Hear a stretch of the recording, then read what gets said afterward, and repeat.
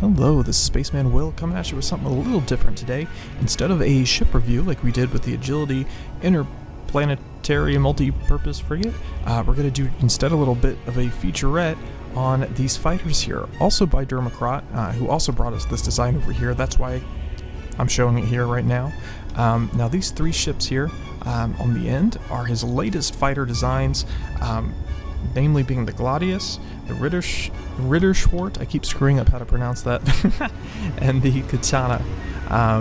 Now these other ships here are the Toro and the Galardro. These two are actually more of scout designs.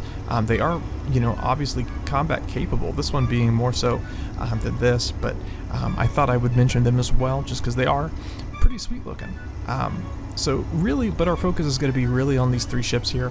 And instead of doing individual videos for each one, I'm just going to kind of bundle them all together here because they are very similar in their design. Now, I think what's kind of neat is DerMakrat did, as I just said, a very similar design on each one. It looks like he took the base body of probably the Katana and then just reconfigured it each time for a new design. And the purpose behind that being the different situations, I guess, you can find yourself, namely being where you're at. Because if you look, this one, the Katana, features the hydro engines with atmospheric engines. This one is strictly ion, and then this one is strictly atmospheric. So, very interesting though, very useful, and what's neat is you can have a similar design for each different scenario you're playing in, whether that be planet side, whether it's on the moon, or even if you're just playing strictly in space. So it's super cool. Now each one of course has turrets, 3 each, which are going to be very useful, especially when you're wanting to ward off missiles, or even just have a large amount of enemies or drones you're fighting at. Specifically, like if you're running a contract escorting a frigate or a cargo ship, you have to deal with a whole lot of drones. This single fighter could probably do it outright, and we may look into that further later. Let's keep on chugging along here on some of the neat features. Now, actually speaking of Gatling guns, let's look at the rest of the weapons here. So each one of these features 12 Gatling guns, not counting the turrets. So you've got, they're hidden in here pretty well. And if you look, something that I guess I didn't even know, if you look, he's got part of the blocks actually covered, with these little like edge blocks here, right here. Now, I didn't realize that wouldn't absolutely annihilate those blocks when you shoot, but it works. And he also uses that with the missile launchers. So that's just something kind of cool that, you could even incorporate into your own designs. And once again, that was one of my favorite parts of the Agility frigate is his utilization of the LCDs.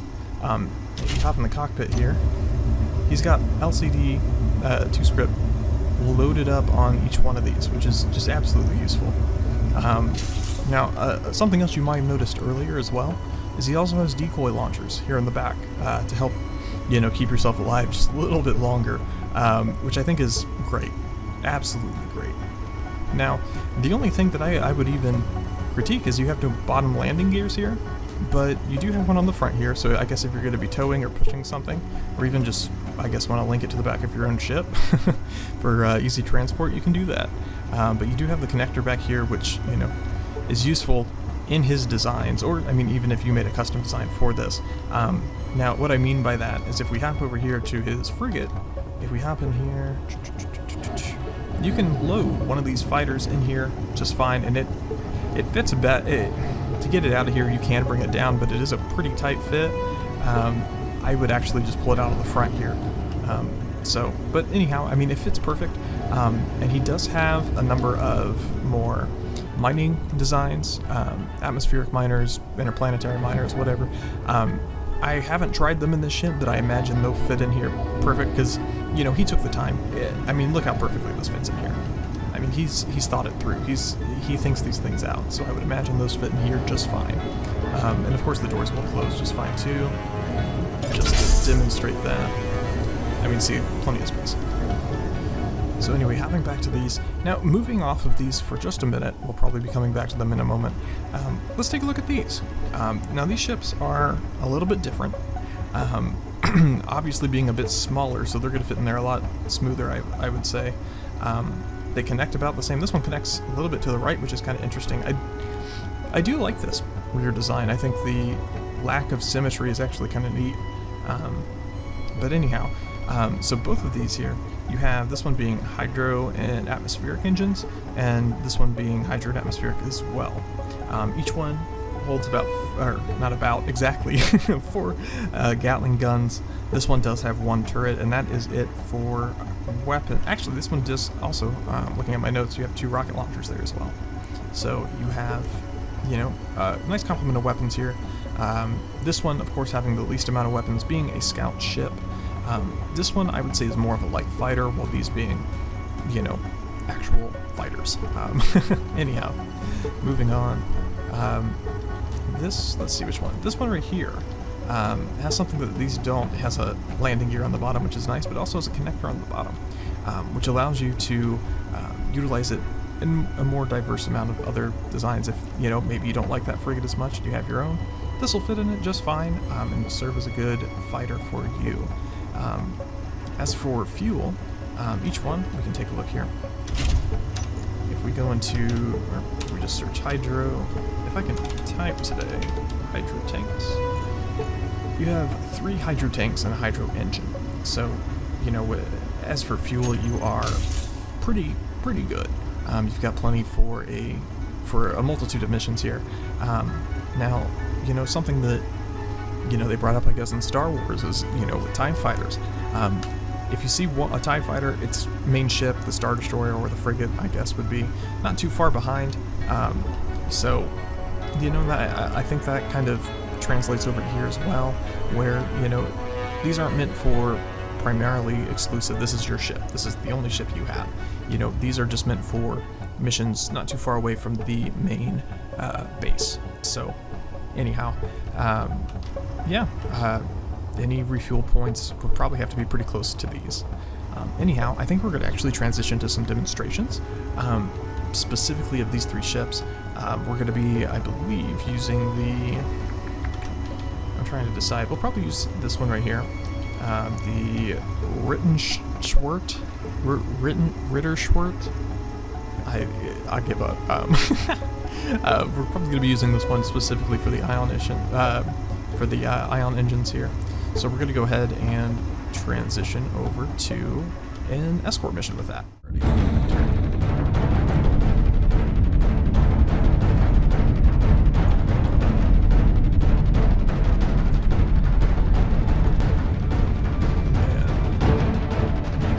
I'm not gonna lie, this is pretty difficult to